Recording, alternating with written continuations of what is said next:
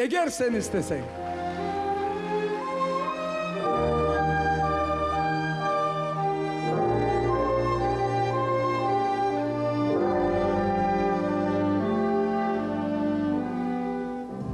Eğer sen istesen senin yer olurum, uçarım masmavi orman ve dağlara, yırlağız ezgini bilesin bir tanem, yürekten yalvarırım. Şahidim olarım,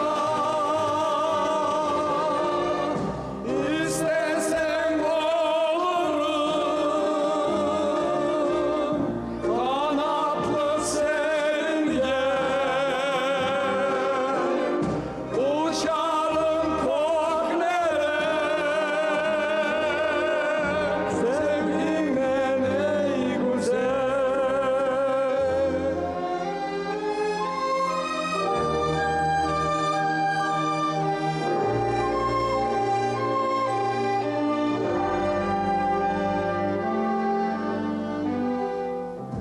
Eğer sen istesen, hem düşte emersem, yalvarırım yemyeşil çöllerinin üstünde, senin için toplarım okulu bir desem, en sirek en güzel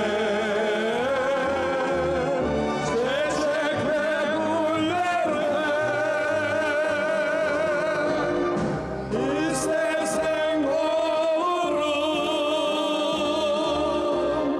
kanatlı sevge, uçarım göklere, sevginle ey güzel.